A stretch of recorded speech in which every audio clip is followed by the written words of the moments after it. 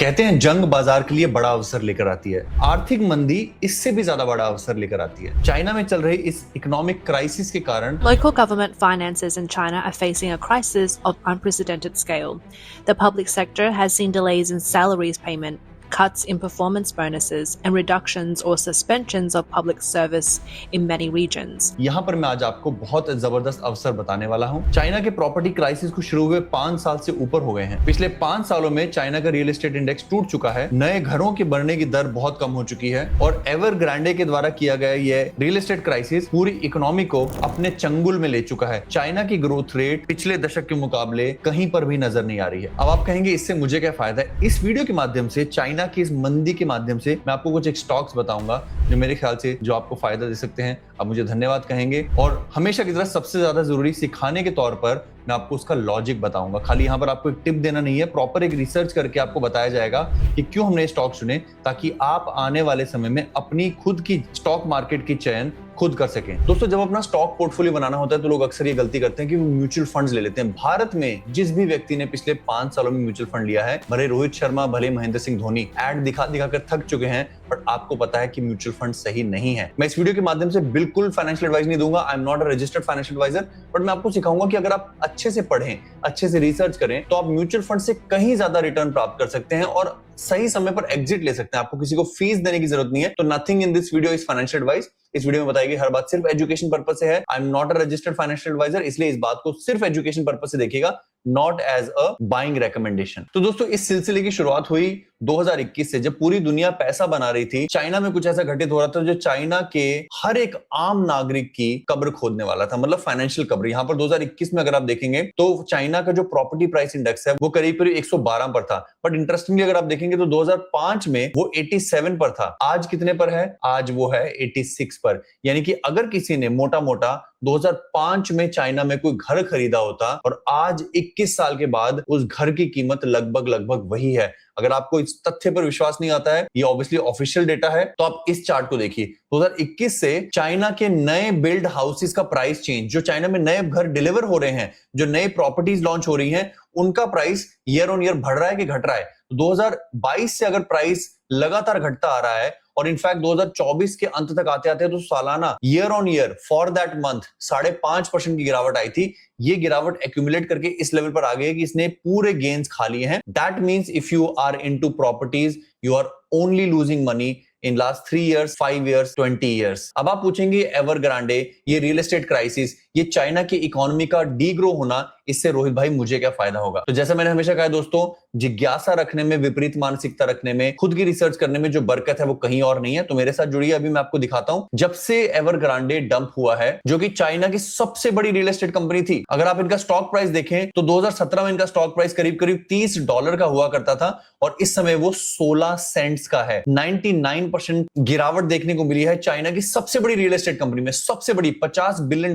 स्वाहा हो चुके हैं। 4-5 साल के बाद भी जो एवरग्रांड के जो ब्रोकन हाउसेस थे और इस कंपनी से एसोसिएटेड जितनी भी कंपनीज थी, उनकी डिलीवरीज अभी तक नहीं हो रही हैं। दिल्ली एनसीआर में हमारे कई भाई पिछले दशक में देख चुके हैं, रेरा आने से पहले कई प्रॉपर्टी डेवलपर्स डिलीवरी देने में कई साल लगाते थे और हमने ये भी देखा है जब एक बड़ा रियल एस्टेट डेवलपर पतन करता है तो उसको देख देखकर उसके प्राइस डिक्रीज के कारण, लोकेलिटीज में प्राइस गिरने के कारण बाकी सारी सोसाइटीज के भी प्राइस कम हो जाते हैं। इसलिए चाइना में ओवरऑल प्राइस गिरे हैं। पर यहां पर आता है मौका। मौका कहां है? क्या हम चाइना की प्रॉपर्टी खरीदने के बारे में बात कर रहे हैं? नहीं। क्या हम चाइना के प्रॉपर्टी स्टॉक खरीदने के बारे में बात कर रहे हैं? नहीं। जंग और आर्थिक मंदी हमारे लिए बाकी अच्छी कंपनियों को अच्छे प्राइस पर लेकर आती है। तो हम कैसे पता करें कि अच्छा प्राइस क्या होता है, अच्छी कंपनी क्या होती है? ये मैं आपको पहला पार्ट सिखाता हूं और फिर आपको पता चलेगा कौन सा स्टॉक खरीदना है। Once again, not a financial advice. तो हमारी रिसर्च बहुत सिंपल रहती है, हम ज्यादा कॉम्प्लिकेट नहीं करते। टॉप 20 चाइनीज बताइए स्टॉक्स कौन से हैं जो सबसे बड़े हैं, सबसे बड़े, और फिर लोएस्ट प्राइस अर्निंग है। प्राइस अर्निंग क्या होती है मैं समझाता हूं। तो ये सबसे बड़ी कंपनियां हैं in terms of market cap. China life insurance, China construction bank, industry and commercial bank of China, agriculture bank of China, insurance company. तो अभी तक आप एक पैटर्न तो देख चुके होंगे दोस्तों।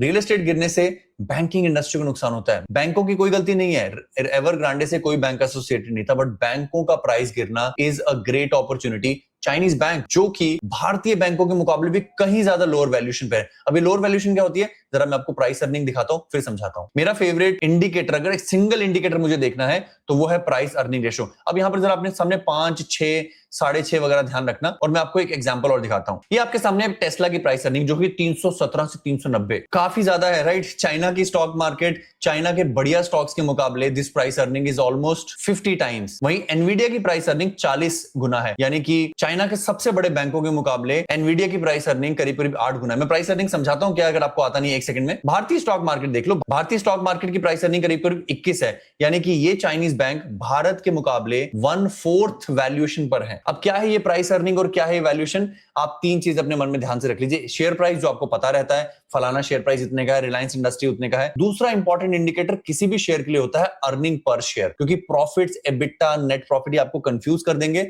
सबसे सिंपल वन कॉमन इंडिकेटर अगर आपको देखना है वो होना चाहिए अर्निंग पर शेयर, यानी कि जितने आपके शेयर्स हैं उसके अगेंस्ट हर शेयर पर कितना प्रॉफिट है। यानी कि आपके 100 शेयर हैं, प्रॉफिट हुआ 500 रुपए का, तो 5 रुपए पर शेयर आपको प्रॉफिट हुआ है। मानेंगे ना कि अर्निंग पर शेयर ज्यादा इंपॉर्टेंट है, क्योंकि कल को जाकर मैं 100 शेयर्स की जगह 200 शेयर और इश्यू कर दूं, 400 शेयर और इश्यू कर दूं, तो 500 शेयर हो गए मेरी कंपनी के बाजार में और प्रॉफिट भी कितना हुआ 500 रुपए। अर्निंग पर शेयर घट के कितनी होगी 1 रुपया।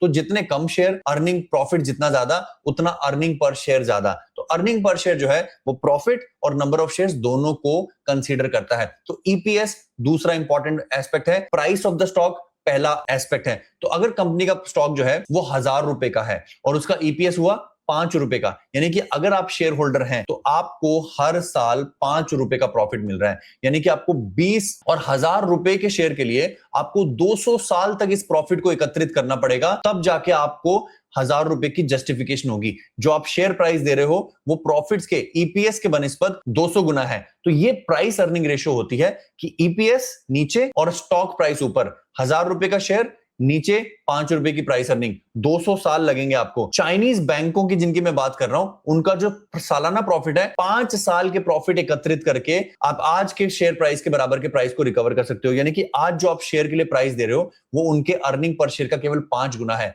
This is one of the lowest price earnings that I have ever seen in any great big company. वैसे भी बात खत्म नहीं हुई है, ना ही मैं आपको ये चाइनीज बैंकों को खरीदने के लिए कह रहा हूं, ना ही मैं आपको ये जबरदस्त टेक्नोलॉजी कंपनियां जो कि चाइना के मस्त ई कॉमर्स को ओन करती हैं, जिनकी प्राइस अर्निंग 9 के करीब है। अधिकतर टेक्नोलॉजी कंपनियों को ज्यादा प्राइस अर्निंग मिलती है क्योंकि उनके प्रॉफिट तेजी से बढ़ते हैं और ईपीएस भी तेजी से बढ़ता है। तो ऐसी जबरदस्त कंपनियों को जो 10 से नीचे, Xiaomi इतनी बड़ी कंपनी है, बाइडू वहां का गूगल है, और अगर बाइडू की प्राइस अर्निंग को गूगल की प्राइस अर्निंग के मुकाबले में करेंगे तो ये 1/3 वैल्यूएशन पर है compare to Google from earning per share perspective. तो मैं तो चाहता हूं कि मैं सारी कंपनियां खरीद लूं यार, अगर हो सके तो। पैसा नहीं है, नहीं पैसा तो है, पर तरीका क्या है। तो अब हमने क्या कहा कि हमने 2 ऐसे बड़े ईटीएफ्स देखे जिनमें ये ज्यादातर कंपनियों का होल्डिंग है, ठीक है। तो जैसे अगर हम बात करें CQQQ की, तो CQQQ क्या है, जैसे कि यूएस में QQQ नैस्डैक है, यानी कि वहां का टेक्नोलॉजी इंडेक्स है। इन्वेस्को का चाइना ईटीएफ CQQQ वहां की सबसे बेहतरीन टेक्नोलॉजी कंपनियों को खरीदता है, जैसे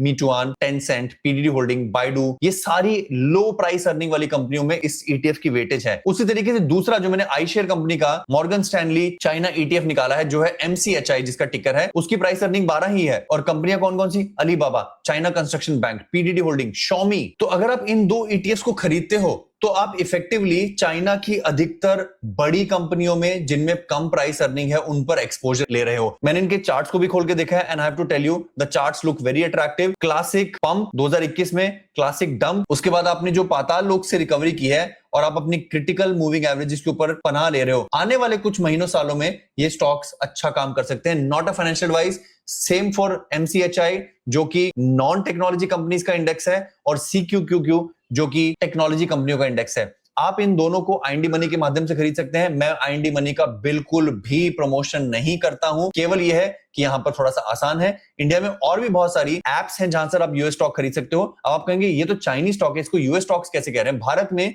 चाइनीज स्टॉक्स को खरीदना प्रतिबंधित है, हम चाइनीज स्टॉक्स खरीदना हमको अलाउड नहीं है, इसीलिए हम उसे ईटीएफ के माध्यम से, जो कि अमेरिकी कंपनियों ने इन स्टॉक्स को खरीदकर एक ईटीएफ बनाया है, उसके माध्यम से खरीद सकते हैं। अगर आप चाहते हैं इन स्टॉक्स को खरीदना और IND मनी पर अपना अकाउंट क्रिएट करना चाहते हैं, तो मैंने यहाँ पर एक नीचे पिंड कमेंट के अंदर IND मनी का एक लिंक दे दिया है, उसको क्लिक करके आप अकाउंट बना सकते हैं, आपको कुछ डिस्काउंट भी मिल जाएगा शायद, या दैट्स इट। आप कमेंट करेंगे तो आपको लिंक भेज भी दे देगा अगर आपको नहीं मिलता तो कमेंट कीजिए। Tell me if you have any questions about this. I am very excited to start my own journey on Chinese stocks. हमारे गोल्ड मेंबर्स के लिए भी चाइनीज स्टॉक्स की हम जर्नी स्टार्ट करने वाले हैं। तब तक अपना ख्याल रखें, अपने माता पिता का ख्याल रखें। धन्यवाद, जय हिंद।